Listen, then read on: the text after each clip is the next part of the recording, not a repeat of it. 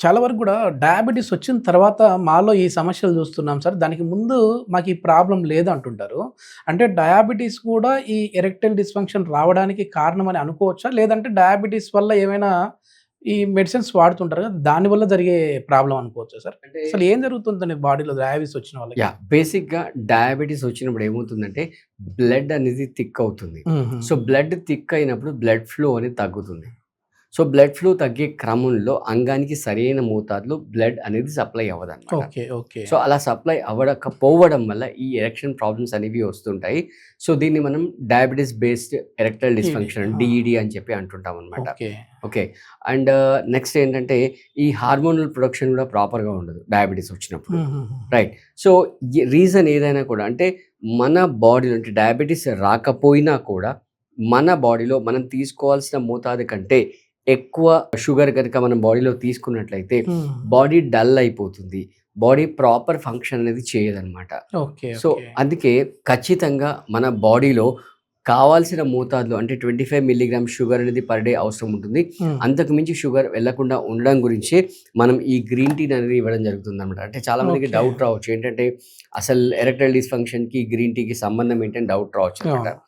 So, అందుకే మనం ఈ గ్రీన్ టీ సాచెట్‌ని ఇవ్వడం జరుగుతుంది. సో, దీంట్లో ఏంటంటే మీకు కంప్లీట్‌గా ఆహ్, షుగర్‌లెస్‌గా ఈ గ్రీన్ లీవ్స్ అనేవి ఇవ్వడం జరుగుతుంది. సో, హుహుహు. ఇది తాగడం వల్ల 2 లాభాలుంటాయి. ఒకటేంటంటే ఫస్ట్ ఆఫ్ ఆల్ బాడీలోకి సూక్రోజ్ అంటే అన్‌వాంటెడ్ సూక్రోజ్ అనే షుగర్ లెవెల్స్ అనేవి ఎంటర్ అవ్వవు. హ్మ్. రెండోదేంటంటే ఆల్రెడీ ఫ్యాట్ ఏదైనా అక్యుములేట్ ఉంటే ఆ ఫ్యాట్‌ని ఓకే. తగ్గించడానికి ఈ గ్రీన్ టీ అనేది ఉపయోగపడుతుంది. ఓకే. అంటే చాలామంది మనకు కాల్ చేసి అడుగుతుంటారు. అసలు గ్రీన్ టీకి ఎరెక్టైల్ డిస్‌ఫంక్షన్‌కి హ్మ్. సంబంధం ఏంటి అని హ్మ్. చెప్పి యెస్. యెస్. అడుగుతుంటారు. ఈ మధ్య యెస్. కొత్తగా మళ్ళీ ఏదో సెలబ్రిటీ సిప్ అని చెప్పేసేసి ఒకటి యాడ్ చేస్తా ఉన్నారు. అవునండి. అవును. అంటే ఈ డయాబెటిస్ వచ్చిన వాళ్ళు, డయాబెటిక్ ఈడీ ఉన్న వాళ్ళు అది తీసుకుంటే మంచిదా అండి?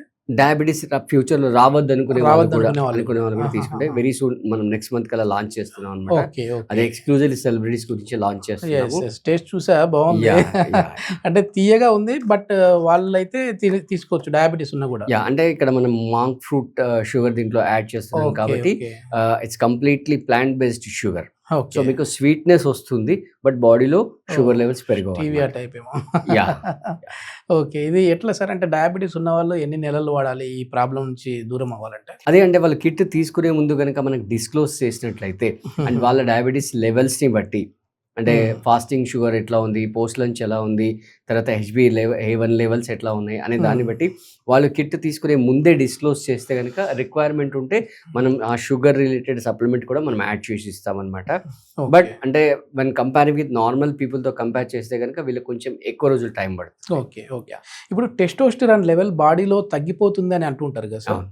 సో, ఈ టెస్టోస్టెరాన్ లెవెల్ తగ్గే ముందు ఏమైనా సింప్టమ్ కనపడతదా మనకి? అంటే ఈ సింప్టమ్ వచ్చింది కాబట్టి నీవు కొంచెం అలర్ట్ అవ్వాలి. నీ బాడీని నువ్వు అలర్ట్ చేయాలి. దీనికి కొన్ని సప్లిమెంట్స్ కావచ్చు, పోషకాలు అందించాలని ఏమైనా తెలుసుకోవచ్చా మనం అట్లా? అంటే కోరికలు తక్కువగా కలగడం, ప్లస్ హుహుహు. నైట్ ఎరెక్షన్స్ లేకపోవడం. హుహు. రైట్.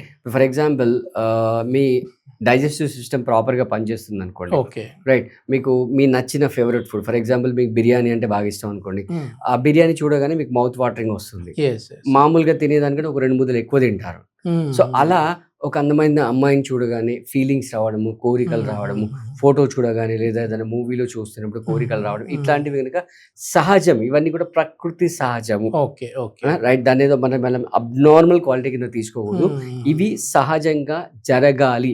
ఓకే. జరిగితే అతను నార్మల్ అని చెప్పుకోవచ్చు. ఓకే. అంటే ఓకే. సింపుల్‌గా అదేదో మూవీలో చెప్పినట్టు వీడు మగాడురా బుజ్జి అని చెప్తారు చూడు. అట్లా వాడికి మగాడు అనే క్వాలిటీస్, లక్షణాలు ఈ ఉన్నట్టనమాట. టెస్టోస్టెరాన్ ఉంటే. రైట్. ఓకే. సో, ఇవి ఓకే. లేవు అని అనుకోండి, అక్కడ టెస్టోస్టిరాన్ యొక్క మోతాదు తగ్గిపోయింది అని చెప్పుకోవచ్చు. ఓకే. అంటే యూజువల్‌గా 20-30లో చాలా పీక్ లెవెల్‌లో ఉంటుంది. హుహు. 30-40 కొంచెం తగ్గుతుంది. హ్మ్. 40 తర్వాత ఇంకా తగ్గిపోతుందనమాట. అంటే స్ట్రెస్ వల్ల గానీ, ప్రాపర్‌గా స్లీప్ లేకపోవడం ఇవన్నీ ఓకే. డిఫరెంట్ డిఫరెంట్ రీజన్స్ వల్ల ఇది జరుగుతుంది. ఓకే. ఓకే. ఇప్పుడు మనకొచ్చేసేసి ఈ టెస్టోస్టిరాన్‌ని పెంచే విధంగా హ్మ్. చాలా వరకేంటంటే ఒకప్పుడు ఒక అవేర్‌నెస్ లేకపోవడం వల్ల కొన్ని రకాలంటే ఇప్పుడు మనం చెప్పేదేంటంటే సర్టిఫైడ్ డాక్టర్స్ చెప్తే ఓకే. కానీ ఎవరో చెప్పారని చెప్పేసేసి ఈ బూస్టర్స్ డైరెక్ట్ ఇంజెక్షన్స్ తీసుకొని ప్రోస్టేట్ క్యాన్సర్ వచ్చిన వాళ్ళని కూడా మనం చూసాం. అవును. సో, అట్లా కాకుండా అసలు మాకు ఇవన్నీ వద్దు సార్. టెస్టోస్టిరాన్, బూస్టర్స్ వద్దు, ఏమొద్దు. నార్మల్‌గా ఫుడ్‌తో, ఆ ఫుడ్‌తో ఎట్లా రీప్లేస్ చేయాలనే వాళ్ళకి ఏం చెప్తారండి? టెస్టోస్టిరాన్ అనేది సో ఇంక్రీజ్ అవ్వాలంటే? టెస్టోస్టిరాన్ లెవెల్ ఇంక్రీజ్ చేసుకోవాలంటే వాల్‌నట్స్ ఉంటాయి. హుహు. వాల్‌నట్స్ సోక్ చేసి తినడము, మామూలుగా మన డ్రై ఫ్రూట్స్ ఉంటాయి. హుహు. డ్రై ఫ్రూట్స్ సోక్ చేసి తినడము, తర్వాత ఓకే. పంకిన్ సీడ్స్ ఉంటాయి. ఈ హ్మ్. పంకిన్ సీడ్స్‌ని సోక్ చేసి తినడము. ఓకే. ఇది చేసినట్టయితే న్యాచురల్‌గా టెస్టోస్టిరాన్ యొక్క ఉత్పత్తి అనేది పెరుగుతుంటది. హుహుహు. కానీ కాకపోతే మళ్ళీ ఇక్కడ క్వెషన్ ఏంటంటే ఎన్ని తినాలి? ఎప్పుడు తినాలి? అబ్జార్ప్షన్ ఎలా రేట్ తినాలి? ఎంతుంది? మీరు ఆహా! తిన్నారు ఓకే. ప్రాపర్‌గా ఓకే. మీకు ఎంత తినాలో కూడా తెలుసు. ఆహాహా! తెలుసుకున్నారు, ఓకే. తిన్నారు. బట్ మీ బాడీ దాన్ని అబ్జర్వ్ చేసుకునే స్టేట్‌లో ఉందా? లేదా? యెస్. రైట్. యెస్. అంటే మీ బాడీ దాన్ని తిన్న తర్వాత శోషణ. శోషణ హ్మ్. చేసుకుంటుందా? లేదా? ఓకే. ఒకవేళ శోషణ చేసుకోవట్లేదనుకోండి, హ్మ్. అదేమంటారు కదా! చోటోడు ముందర శంఖు ముద్ర అదే అన్నట్టు ఆ! వేస్ట్ అయిపోద్ది. వేస్ట్ ఆహా! అయిపోతుంది. అలా మీరు అంత తిన్నా కూడా వేస్ట్ అయిపోతుంది. హ్మ్. అందుకే ఇక్కడ మనం ఏం చేస్తామంటే ఈ హ్మ్. కిట్‌లో మన బాడీలో డెఫిషియెంట్ ఉన్న పోషకాలన్నిటిని కూడా హుహుహు. బాడీ ఏ విధంగా ఈజీగా అబ్జార్బ్ చేసుకోగలుగుతుంది.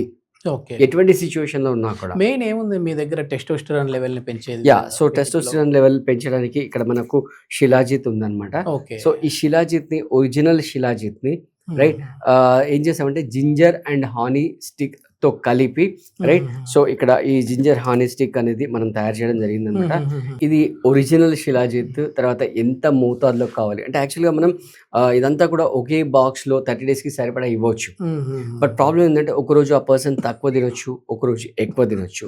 ఓ సో చాక్లేట్ లాగా పెట్టేసారు దాన్ని.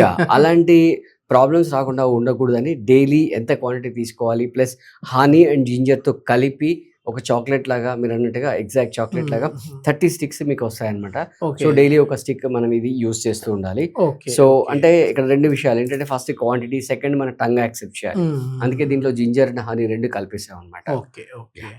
ఇది మామూలుగా నేచురల్‌గా మనకి ఇంతసేపు మీరు వాల్‌నట్స్ వీటి గురించి చెప్పారు. అవును. ఫ్రూట్స్‌లో అయితే ఏ దాంట్లో టెస్టోస్టెరాన్ లెవెల్ ఎక్కువ ఉంటదండి? సో, అంటే ఇక్కడ బేసిక్‌గా ప్రకృతిలో ఏదైతే రెడ్ కలర్‌లో ఉన్న ఫ్రూట్స్ ఉన్నాయో, ఆ హుహుహుహు. ఫ్రూట్స్ వల్ల అంటే బేసిక్‌గా మనకు దొరికే watermelon and pomegranate seeds ఉంటాయి. ఈ హుహుహు. 2 తినడం వల్ల ఏమవుతుంది నైట్రిక్ ఆక్సైడ్ ప్రొడక్షన్ పెరుగుతుందనమాట. ఓకే. ఓకే. అంటే మనము ఇప్పుడు మామూలుగా ఇంజెక్షన్ ఇచ్చినట్టుగా నైట్రిక్ ఆక్సైడ్‌ని బాడీలో ఇంజెక్ట్ చేయలేము. యెస్. యెస్. మనం చేయగలిగేదల్లా ఏంటంటే ఆ ప్రొడక్షన్‌కి బాడీని ప్రిపేర్ చేయడం. యెస్. యెస్. ప్రొడక్షన్‌కి బాడీని ప్రిపేర్ చేయాలంటే, అది ప్రొడక్ట్ అవ్వడానికి ఏ ఫుడ్ సప్లిమెంట్స్ కావాలో అవి మనం అందించాలనమాట. సో, ఇవన్నీ కూడా మళ్ళీ మనం చెప్పామిప్పుడు. అంటే వాళ్ళ లైఫ్ స్టైల్, వాళ్ళ జాబ్‌ని బట్టి వాళ్ళు నిజంగా తినగలుగుతారా ఎవ్రీడే? లేదు. అదే ఫర్ ఎగ్జాంపుల్ ఇప్పుడు ఈ హానీ స్టిక్ అనుకోండి. రైట్ ఫర్ హుహు. ఎగ్జాంపుల్ మనం ఈవినింగ్ తినమని చెప్పాము. హ్మ్. ఆఫీస్‌కెళ్తున్నాడు. మార్నింగ్ ఎళ్ళేటప్పుడు పాకెట్‌లో పెట్టేసుకుంటాడు.